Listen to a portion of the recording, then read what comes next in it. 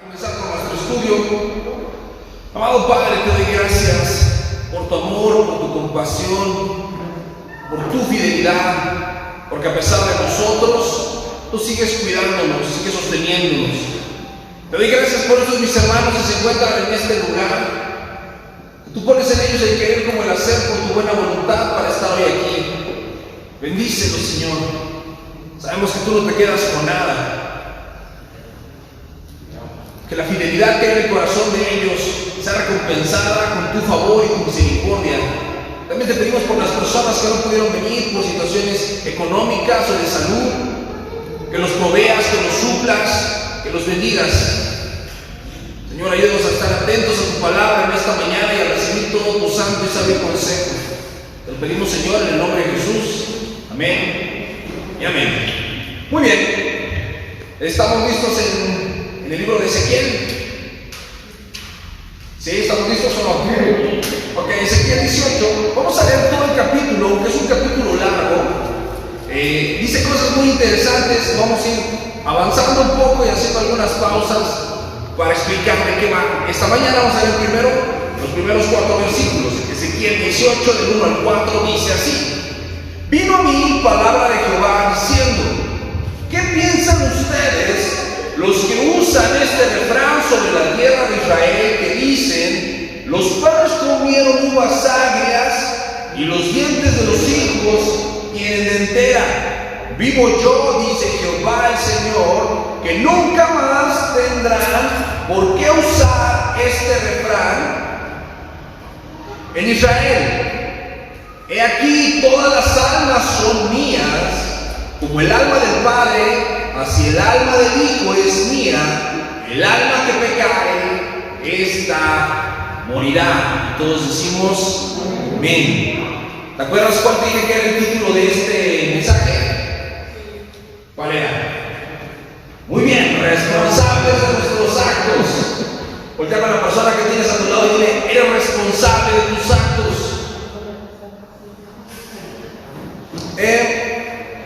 El ser humano tiene una tendencia a culpar a los demás de lo que hace y de lo que le pasa. Esa tendencia surge en el huerto de Edén.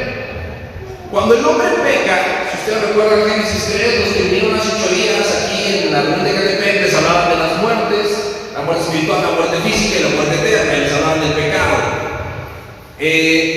Cuando el hombre peca y muere espiritualmente, Dios llama a cuentas a Adán. Primeramente porque Adán fue creado primero y a él le puso la responsabilidad de guiar a su esposa. Entonces Dios le dice: Adán, ¿dónde estás? ¿Y qué responde Adán? Le dice: Señor, escuché tu voz en el huerto y tuve miedo y me escondí. ¿Qué estaba haciendo Adán ahí? Se estaba justificando y estaba repartiendo la responsabilidad con Dios. Porque estaba diciendo: yo escuché tu voz y tuve miedo. Según Adán, ¿quién le había producido el miedo? Dios. Y entonces, como que tuve miedo, pues yo me escondí. Y después me pregunta a Dios: ¿qué han hecho?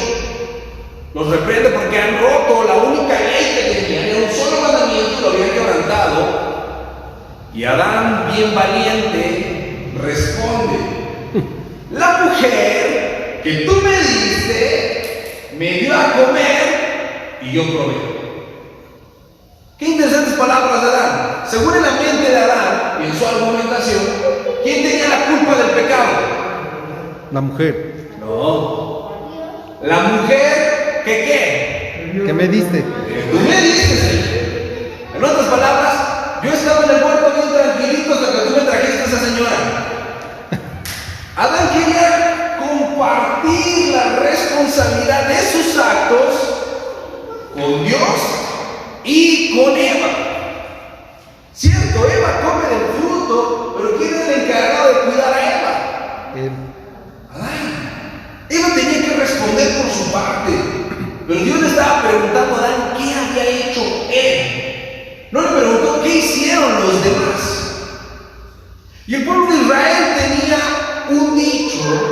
que molestaba a Dios, porque era un dicho que encarnaba las palabras que había dicho Adán en Génesis capítulo 3. El dicho era: los papás comieron uvas agrias y a los hijos se les destemplaron los dientes. Lo significa lenteja. En otras palabras, estaban diciendo: a mí me va mal, ¿por culpa de quién? De mis papás. Yo soy una mala persona, ¿por culpa de quién? De mis papás. De mis papás. Y Dios dice: estoy cansado de que usen ese refrán. Estoy cansado de que le eches la culpa de lo que eres tú y de lo que tú haces a otros. Y dice Dios: vivo yo. Cuando alguien decía, o cuando alguien usaba esta frase, el pueblo de Israel, vivo yo, estaba jurando por su vida, y era como decir: antes muerto a que pase esto. Cuando le decía a un ser humano, pero Dios puede morir. No, cuando Dios dice vivo yo, nos está asegurando de que eso va a pasar. No hay forma de que eso falle. Dice: vivo yo, que ya no se va a usar este refrán. Dios estaba tomando acción para disciplinar a sus hijos, los israelitas, de la misma forma que toma acción para disciplinar a sus hijos, los cristianos, hoy en día. Porque Dios estaba cansado de tener un montón de hijos tibios, irresponsables, que tiraban la piedra y escondían la mano, que estaban culpando de sus actos a los demás. Todos aquí algún día fuimos adolescentes, ¿sí o no? Tal vez hace muchos años, ¿no? Todavía corríamos muchos y dinosaurios en la tierra, pero algunos fuimos adolescentes. Y algunos otros convivimos con adolescentes. ¿Quién convive con adolescentes? Cuando tú le llamas la atención a un adolescente y lo quieres hacer entender, el adolescente siempre va a canalizar su irresponsabilidad para tratar de culpar a quien lo regaña. Es que tú no me entiendes, es que tú no me quieres, es que nomás quieres a mi hermano, es que tienes favoritos, es que pobrecito de mí. Y tú y yo lo hicimos. Y tú y yo juzgamos a nuestros papás y los tachamos de anticuados, de que no entendían cómo eran las cosas, y tratamos de culpar a nuestros papás, a nuestros hermanos, a los maestros y a quien se nos atravesara de nuestras malas decisiones. Pero Dios dice: ya no se va a usar este dicho, porque mía es la alma del Padre y mía es la alma del Hijo. Y el alma que pecare, ¿qué? Esa morirá. Esa morirá. Dios está diciendo: a mí no me vas a venir con tus cosas de que eres inocente y pobrecito de ti, todos los demás tienen la culpa. Tú eres responsable de lo que haces, y si tú haces algo malo, tú vas a sufrir las consecuencias de tus actos. Y es que hoy en día hay una creencia que se ha vuelto casi una doctrina que se llama maldiciones generacionales. ¿Alguien ha escuchado eso? Sí.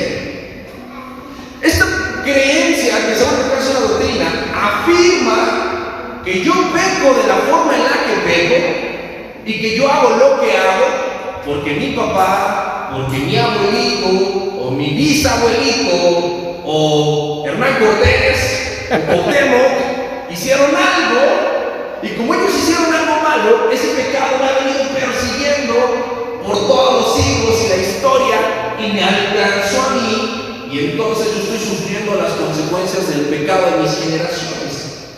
Pero si ponemos atención a lo que Dios acaba de decir, dice: ya no vas a decir eso, ya no es tu pretexto.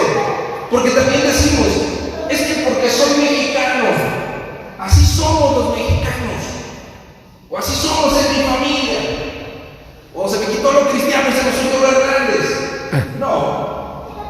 No es que sea tu familia, ni tu herencia, ni culpa de nadie más. Tú eres responsable de lo que tú haces. Y del verso 5 al verso 20 pone un ejemplo bien interesante que te voy a resumir para no leer los 15 versículos. Dice que si hay un hombre justo que ame la justicia y no robe, no defraude, ni trate mal a las mujeres, él será justo. A él le va a ir bien por su justicia.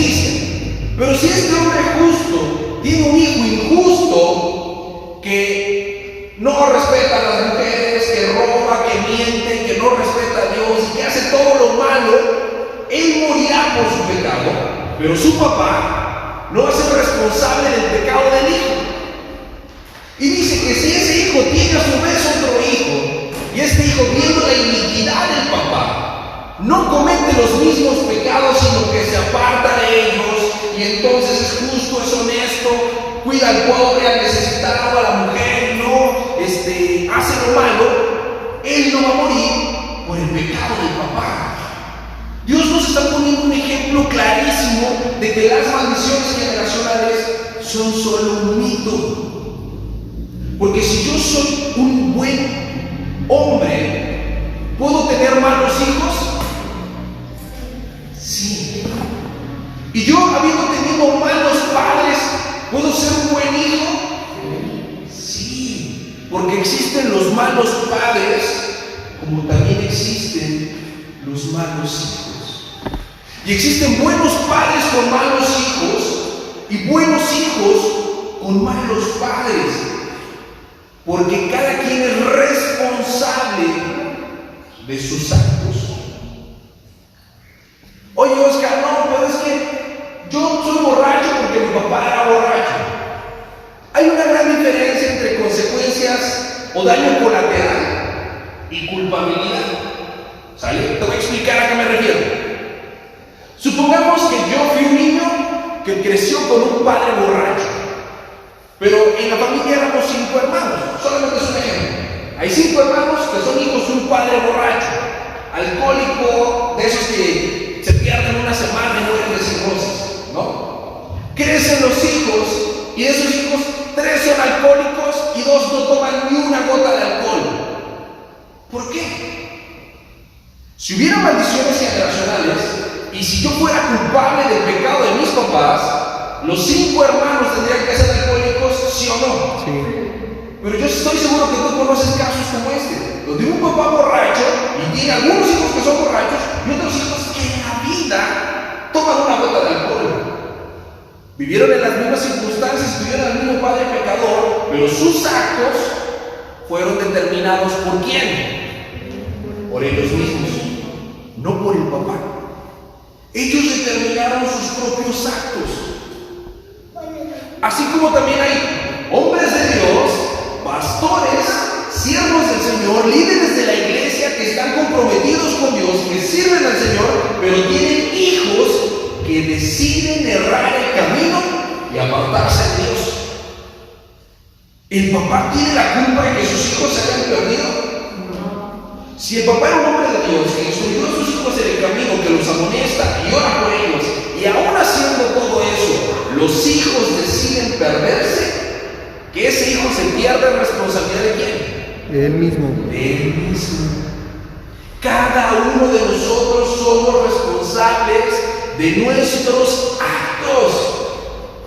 Mi papá no tiene la culpa de lo que yo soy, ni mi mamá, ni mis hermanos, ni mis hijos. Un esposo no tiene la culpa de lo que es su esposa, ni la esposa tiene la culpa de lo que él es el esposo. Porque también he escuchado muchas veces que dicen, es que tu esposo te engañó porque no le ponías atención. O sea, él es inocente del pecado. La mala era la mujer que no le ponía atención. Por supuesto que no. Él es culpable de su pecado más allá de lo que haya hecho su esposa.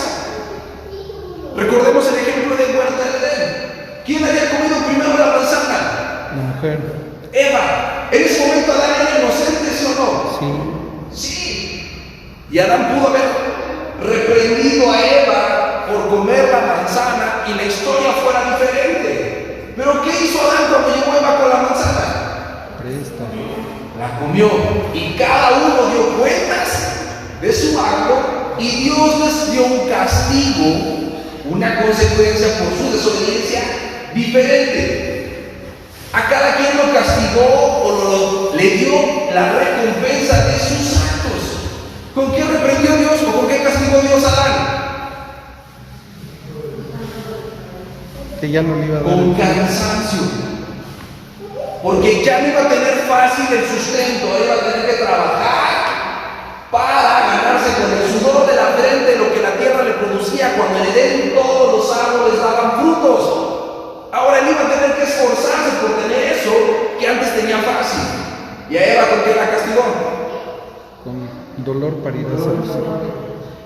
con dolores de parto.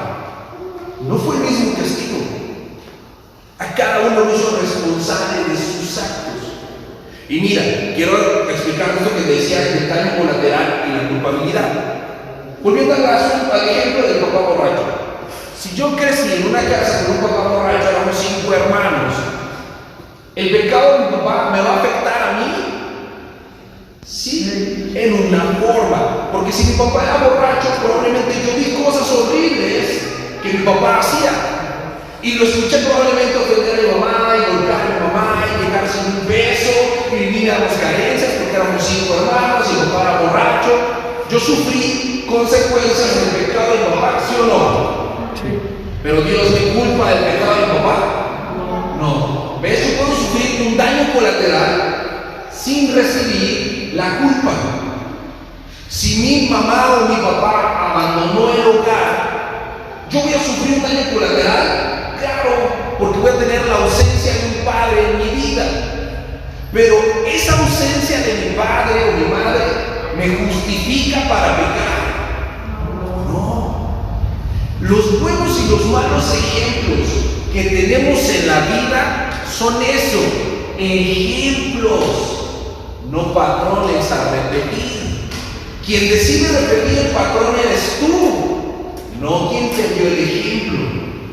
Porque yo sé que tú has visto muchos malos ejemplos, pero también estoy seguro que hay un montón de buenos ejemplos y no sigues los buenos ejemplos de la misma forma que seguimos los malos ejemplos.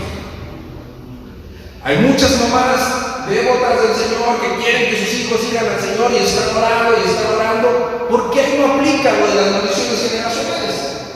Porque si peca un hombre, todos sus hijos van a ser pecadores, pero si hay un hombre de Dios, no todos sus hijos van a ser hijos de Dios. Porque no funciona así, porque cada uno es responsable de sus propios actos.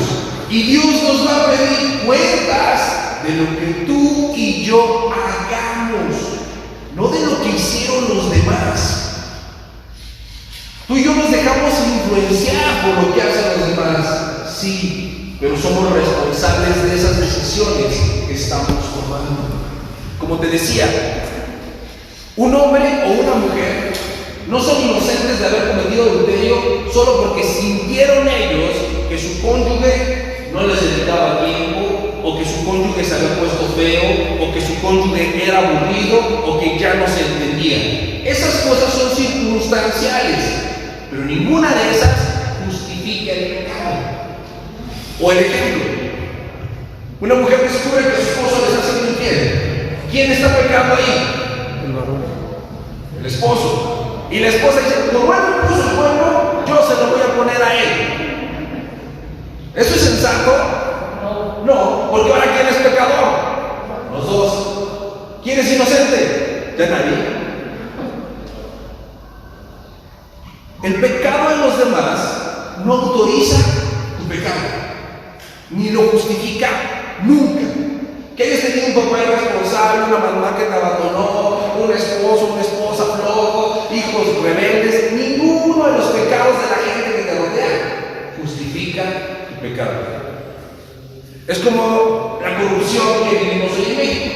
Llega el policía y te detiene por cualquier cosa y dice, pues ayúdenme a ayudarlo, joven. ¿Sí? Dices, es que el policía me mordió, me pidió mordida y yo le tuve que dar. ¿Le tuviste que dar o le quisiste dar? Le quisiste dar. Entonces, el pecado del policía se juntó con el tuyo, los dos grandes pecadores. Pero estamos acostumbrados a justificarnos buscando que la responsabilidad o la culpa de nuestros pecados recaiga siempre en quién, en alguien más, en otro, ¿no? Entonces, yo soy flojo porque mis generaciones son flojas, porque vengo de una familia floja. No, tú eres flojo porque quizás tuviste el ejemplo de gente floja y decidiste seguir ese ejemplo.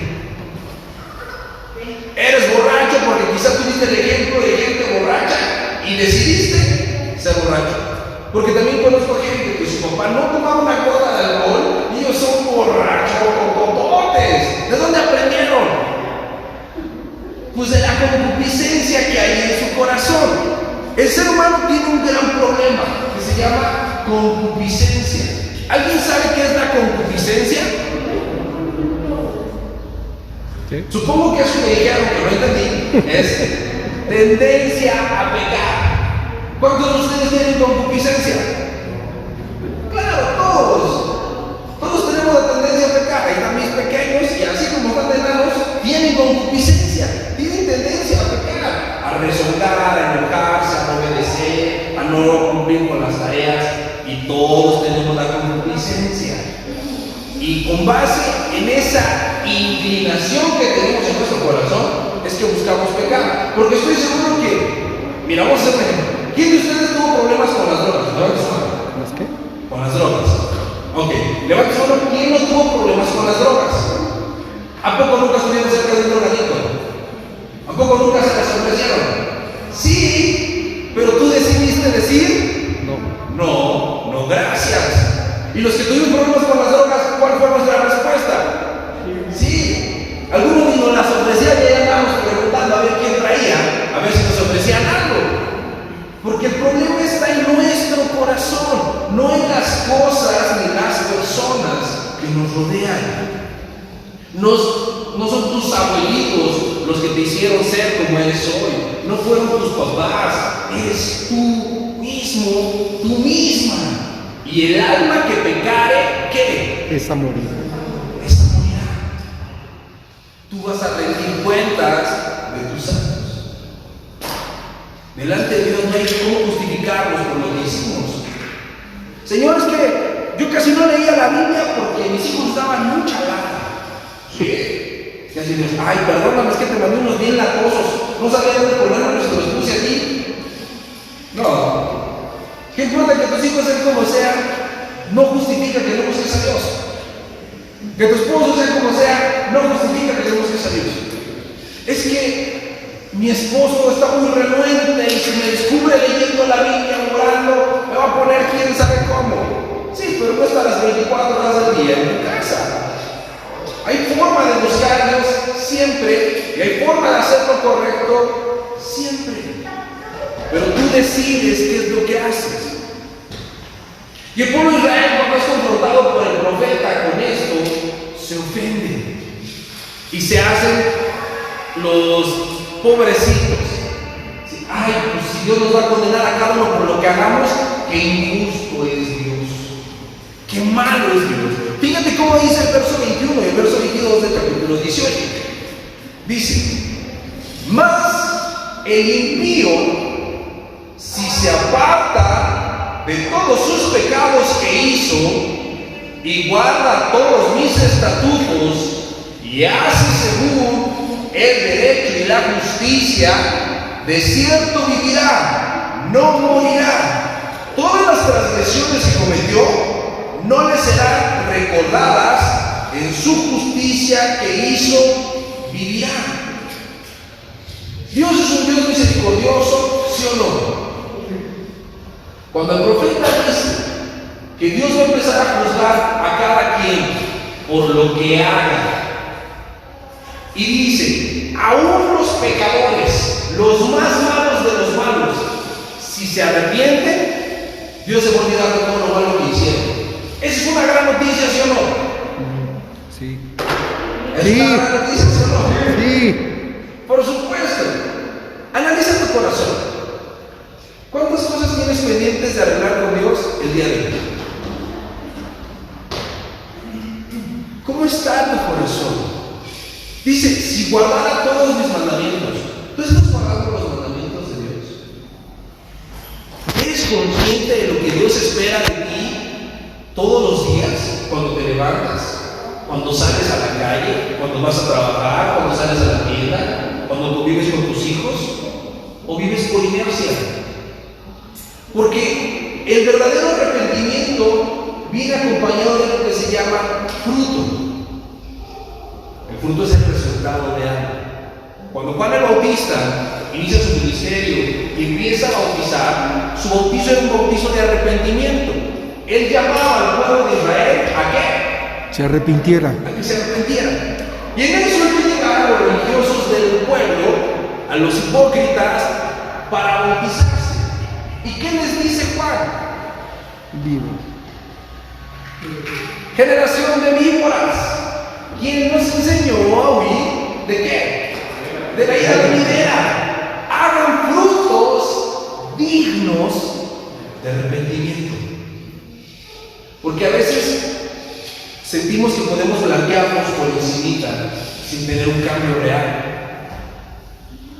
Y somos cristianos de a medias, que nos esforzamos lo menos posible para buscar a Dios y con poquito que hagamos creemos que ya cumplimos. ¿No? Yo con poquito que lea la Biblia, con que lea el versículo que me manda la aplicación, ya con eso. O con que hoy le dé like y compartir a la publicación que hizo el pastor a la página, ya me siento espiritual. Pero ¿dónde está la comunión con Dios? ¿Dónde está la obediencia? ¿Dónde está la santidad? No existe. Si yo quiero que la gran noticia de que mis pecados me son perdonados y me son olvidados, yo tengo que renunciar a esos pecados. Tengo que dejar de practicarlos. Y yo sé que todos luchamos con el pecado porque somos seres humanos. Pero el problema es cuando dejas de luchar con el pecado y permites que el pecado te gobierne. Dios hace una gran pregunta en el verso 23. ¿Quiero yo la muerte del impío? Dice Jehová el Señor. ¿No vivirá si se aparta de sus caminos? Dios nos ofrece la salvación. ¿A quiénes? A todos. A todos. A cualquiera que se arrepienta. Pero a veces nosotros los cristianos nos volvemos selectivos y no queremos que todos se arrepientan. Queremos que nomás se arrepientan los que nos caen bien.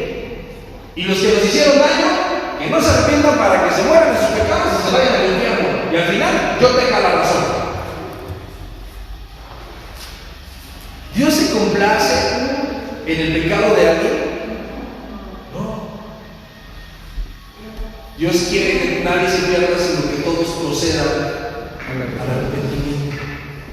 Y así como Dios no te va a culpar de los pecados de otros, te hace responsable de tus propios pecados, también a Dios nos hace responsables de anunciar el arrepentimiento. ¿A quién? A todos. Porque seríamos responsables tú y yo si no lo hacemos. La Biblia dice que si sabiendo hacer lo bueno no lo hacemos, nos es contado por pecado. El tema es bien importante. Para caminar con Dios tenemos que ser responsables de nuestros actos, no buscando culpables ni a quién culpar, sino adquiriendo un compromiso grande con Dios.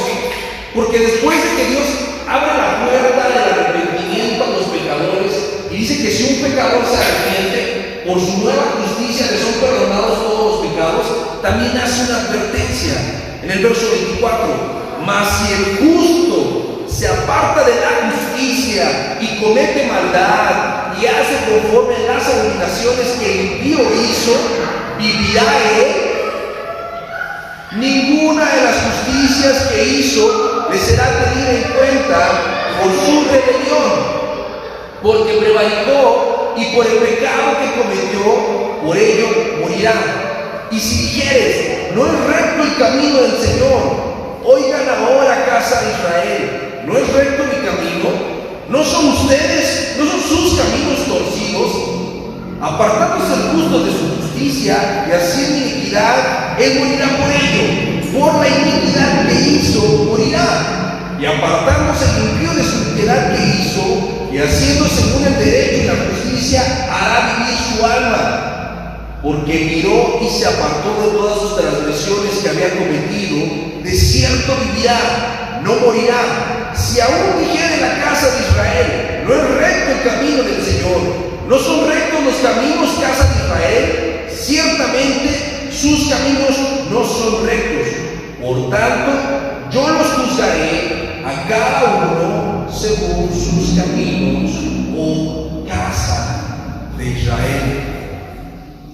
En esta semana escuché un par de dichos que ya había escuchado, pero que me hicieron mucho eco mientras leía Ezequiel, platicando con algunas personas acerca de la situación de la iglesia y pues, el alcanzar a los perdidos y todo eso. Alguien me dijo: conocemos más de la gente por cómo se va que por cómo llega. Y lo más importante no es cómo inician las cosas, sino cómo terminan. Porque podemos haber empezado la vida, podemos haber llegado a este mundo con muchas adversidades, en medio de un hogar que no conocía a Dios, en medio de la pobreza, perdidos y con muchos malos ejemplos. Pero terminar nuestra vida poniéndonos a cuentas con Dios y buscando agradarlo en todo. O al revés, podemos empezar la vida con mucho favor, con mucho conocimiento de Dios, creyendo que estamos haciendo bien las cosas, y poco a poco desviamos y terminar nuestros días lejos de Dios. Al final, lo que cuenta es cómo viviste el último de tus días, no cómo viviste los pasados. Porque para Dios siempre lo que cuenta es el presente y no el pasado.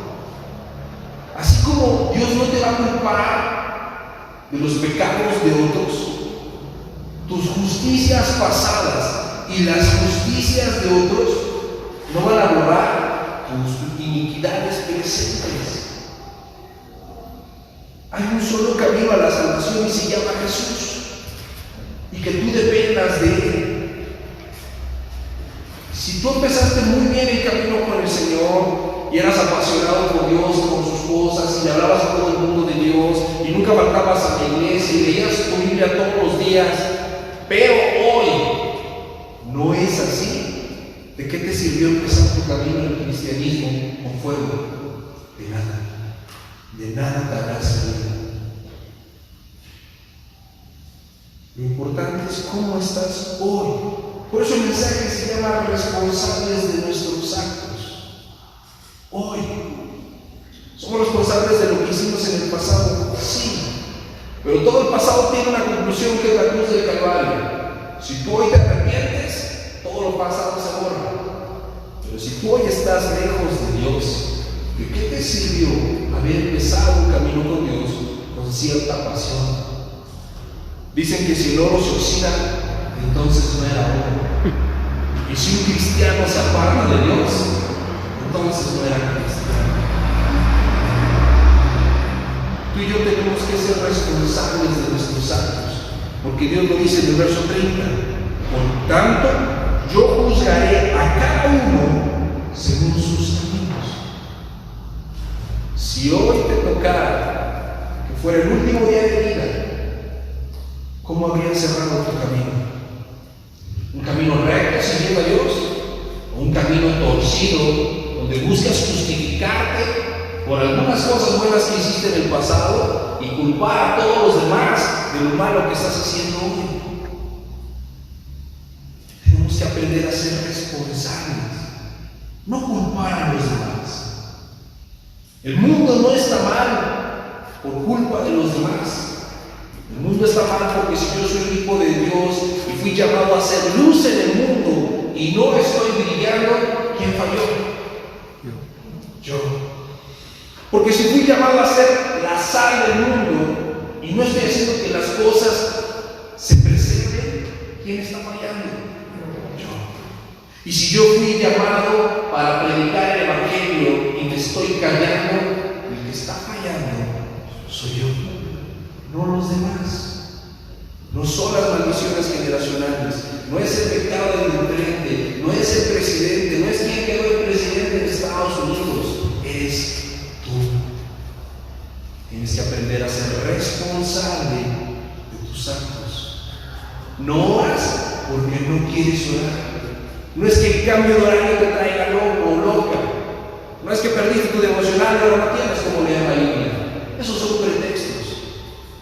Pero eres responsable de cómo respondes o no a la gran invitación que Dios nos hace.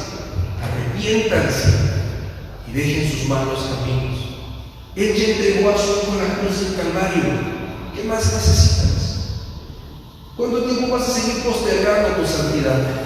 ¿Cuánto tiempo vas a seguir esperando? ¿O qué vas a estar esperando que suceda para obedecer a Dios? No puedes vivir de la espiritualidad de los demás. No puedes vivir de la espiritualidad pasada. Tienes que vivir de tus actos responsables hoy. Qué bendición que tú estás en esta iglesia esta mañana, que te paraste de tu casa y tomaste el tiempo para venir y escuchar la palabra de Dios.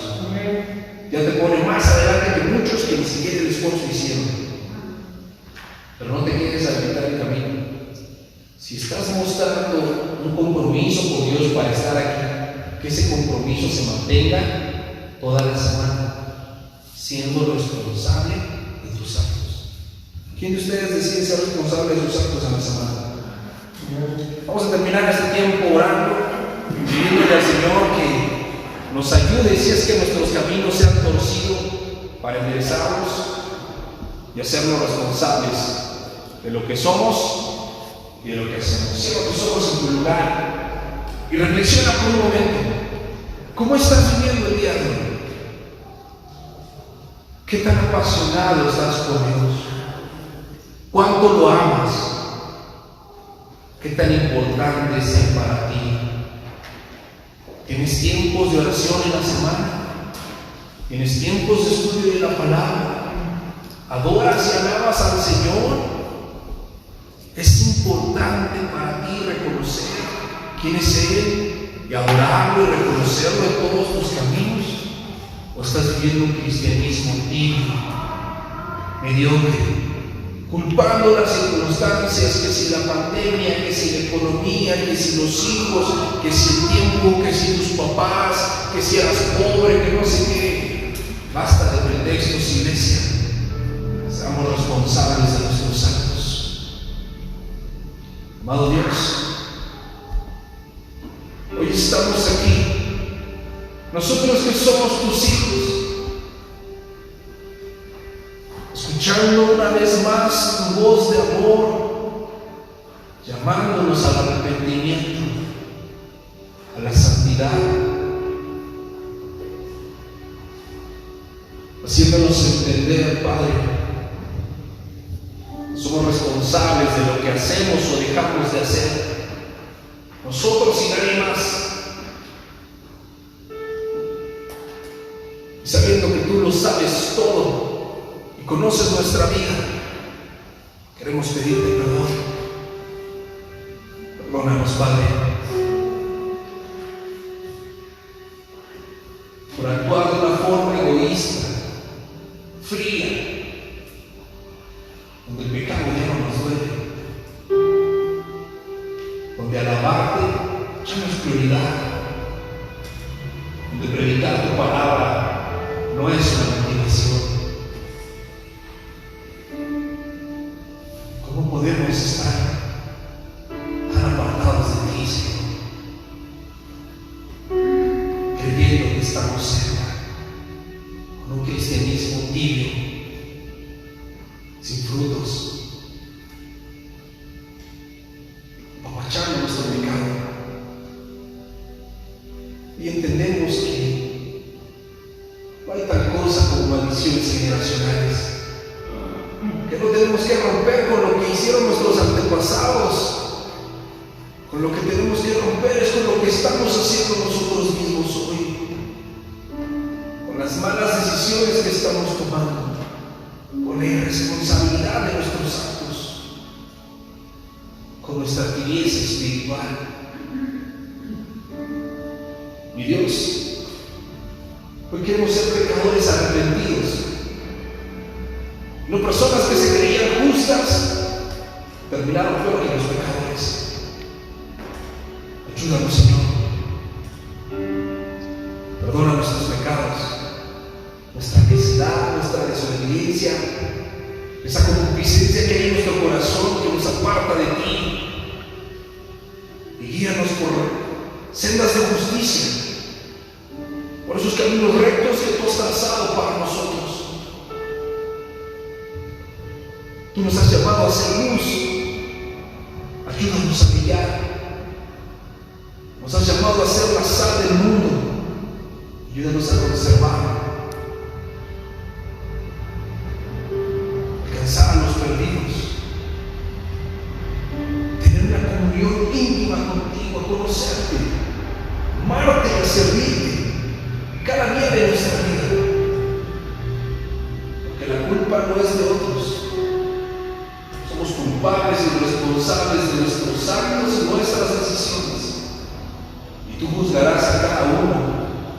sus obras. Por eso hoy venimos a la cruz de Jesús a clamar por el perdón,